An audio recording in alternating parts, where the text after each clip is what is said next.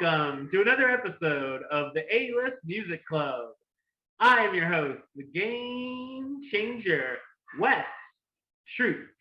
And with me, as always, are Dominic and John. How's it going tonight, guys? Good. Good. All right, and of course, this is a show where each week a different one of us picks an album, playlist, CD, whatever, for the other ones to check out. And this time it was John's turn. So why don't you tell us a little bit about what you picked? All right. I picked the first album from a band called Union. It's a super group of sorts. I remember hearing this band. I was in a record store, some mom and pop record store, and they were playing it. And I'm like, "It's pretty good. Who's this?" And he showed me, and I'm like, "Oh, it's pretty cool." So he ordered it for me, and I paid for it, and I've been a fan ever since. It's John Corabi, who was lead singer of Motley Crue for one album. My favorite, I think it's their best. Bruce Kulick from Kiss. And the other two guys were like studio musicians. Nice. One played with Eddie Money and one like that kind of stuff. I thought it was pretty good. I liked it. I mean, I like Motley Crue and I like Kiss, so what the hell? Okay, I'll start. All right. John. I'm only kidding. It wasn't bad. A little generic. I do not like the singer's voice. He was in my top 20. Oh no. Wow. Yeah, it's from Philadelphia. Oh yeah. Yeah, he's one of my favorite singers, actually. Oh, sorry, man. I just No, that's all right. Hey, it's your opinion. Bruce Kulick, great guitar player. Yeah, underrated. Yeah, very underrated. It was all right. I none of the songs were very memorable to me. I mean, I couldn't even tell you any of the names. I listened to them later, like last week, like the day or after we did this, and I couldn't remember any of them. I mean, not bad. I mean, like I said, they're great musicians, and just kind of generic to me. Nothing stood out with them. Like, see, there's certain bands that that they stand out for some reason, and that's what I think is the big problem with rock and roll. And I know this album came out a while ago, but I think that's the big problem with rock music, that there's nothing original, there's nothing different, everything sounds the same. Yeah. No, I got you. I didn't hate it. I really didn't hate it, but like I said, just nothing, nothing that reached out and grabbed me. Yeah, I like it because I'm a fan. But if I wasn't a fan and someone just played it, I might be like, is this 3 Days Grace or is this, is this Shinedown? Because they're all kind of the same band, right? And I like those bands too. But I get your point, Dom. Like, they are kind of interchangeable. Nothing like you hear a Led Zeppelin song, it's Led Zeppelin. Oh, yeah. You know what I mean? Right. You And know a that's Beatles song when you hear, but any of these bands.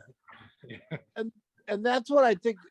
Like, I'm not a huge Greta Van Fleet fan, because they sound, they're trying to be Zeppelin copies, but it's something different than anything else that's coming out today. That's why I think their popularity is pretty good, because it's so different. I mean, and like we were talking about the concert we just went to, Green Day. Green Day stands out. Yeah. Because they're like a proto punk type, but with very good lyrics. Weezer, good too, because they're different. Their songs are some of them are really memorable. Fucking Fall Out Boy, they all sounded the same to me, except for centuries, remember me. And Uma Thurman is different. And Uma Thurman was good too. Yeah. But I get Fall Out Boy and Panic at the Disco mixed up. Oh yeah, I could see that. I'll hear a song, I'm like, wait, is this Panic or is this Fall Out Boy? They sound the same to me. So I get what you're saying. Yeah. Yeah. I mean, I think if it weren't for those two stars in this band, it was just four random anonymous dudes, no one would probably even give a shit. No one gave a shit about this one. So, I mean, they made did a lot of Kiss conventions and that kind of stuff. Right. Sort of latched onto that. So that got them a little bit of a following. But yeah, there's a million bands that sound just like this band. Yeah. I like them. I like all those bands. So Well, yeah, and I like Shine Down. I like some of those other bands too, but like I said, it's nothing like.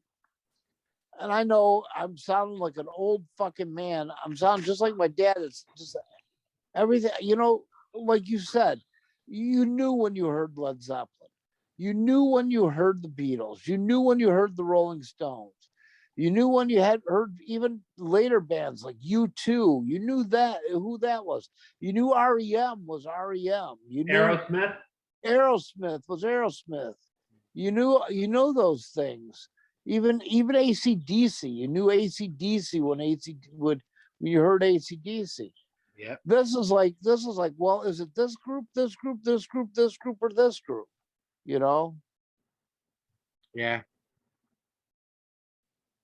The dumbing down of popular music.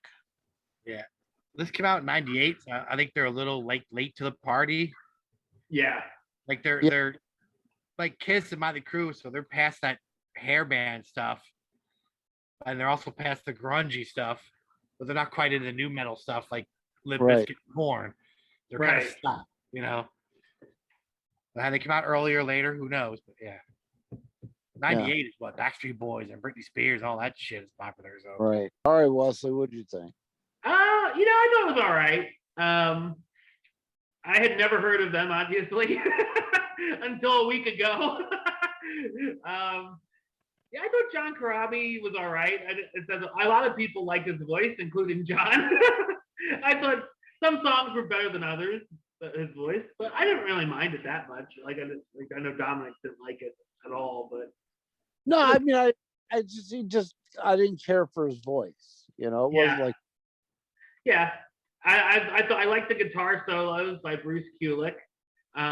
It definitely was giving me some I know it came out of the 90s, but it definitely had some vibes of like Soundgarden, a little bit like Alive I was getting from that, Pearl Jam, that kind of stuff.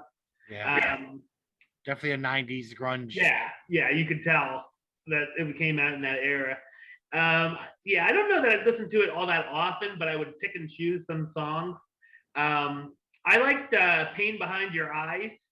I didn't expect the screaming part. That was like, whoa, okay. Because that was the first song that popped up, and I'm like, well, this is going to be an interesting listen. Around Again, I thought was pretty good. It was a little long. I liked Love I Don't Need It Anymore, October Morning Wind, and Tangerine were all the ones that I picked out that I enjoyed. Heavy D I thought was okay, but long.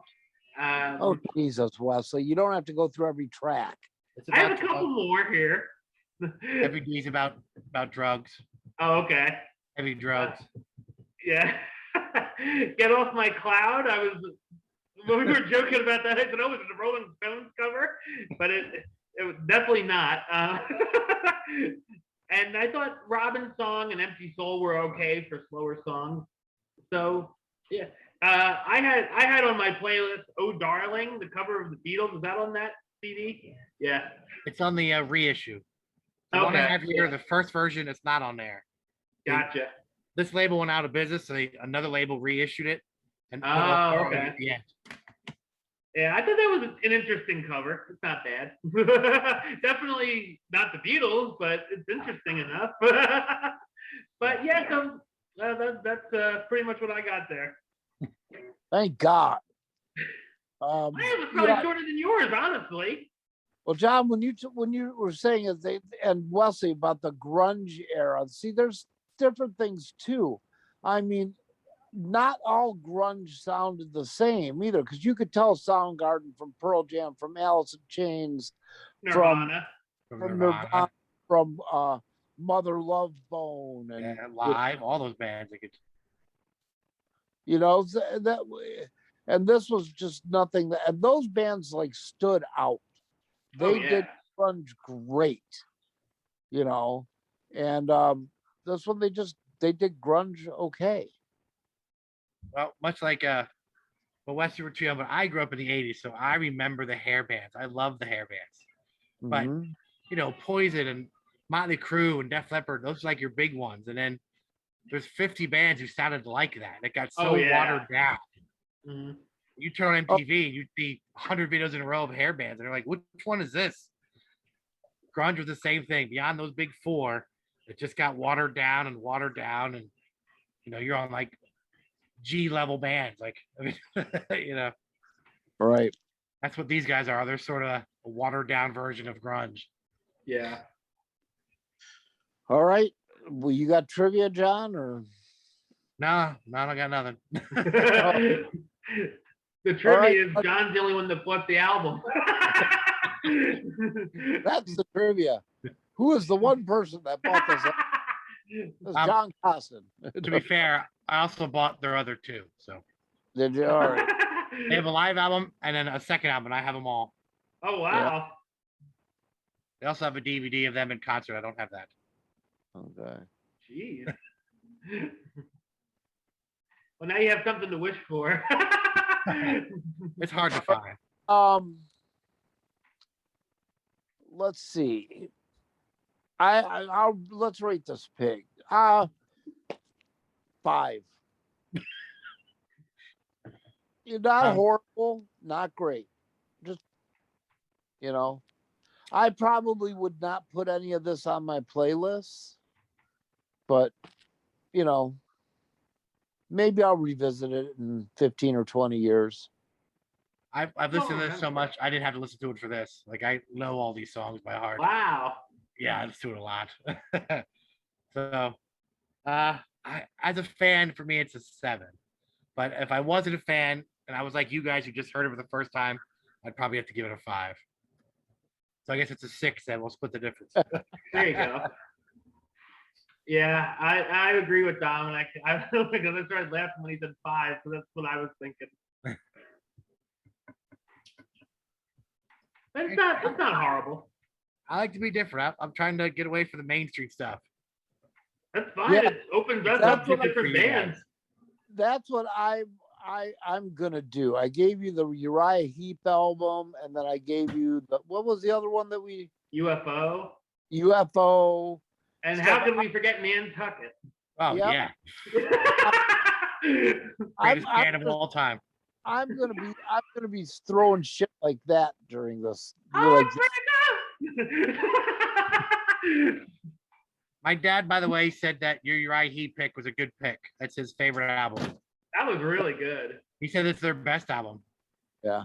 Yeah. He thought I picked it. I almost took credit for it too. He's like, good pick. I'm like, yeah, it wasn't my pick though. And speaking of picks, we're gonna do something special next week and have a mixtape session, I suppose, where we picked a year, just a random year with the random number generator, and we got 1970. So we're gonna pick. Each one of us will pick 15 songs from the year 1970 that we would put on a mixtape. They don't have to be hits. They can be just any song that was popular in 1970. Or not popular. If it screams 1970, it can go on the mixtape. All right. So, John, you want to talk a little bit about your podcast? Yeah, We Like Wrestling Podcast. It's a weekly podcast. 4 guys sitting around talking about any and everything wrestling related. News, current events, pay-per-view reviews, tournaments, you name it, we talk about it. We're on Spotify, iTunes, wherever you find podcasts. We're on Instagram, Facebook, and Twitter. We Like Wrestling Podcast. All right, and of course, for me, you can subscribe right here on YouTube, youtube.com/westside515. Like the show on Facebook, facebook.com/WestTruePlaylist. And of course, you can follow me on the Twitter and the Instagram @WesTruePlaylist. Until next time, truth out.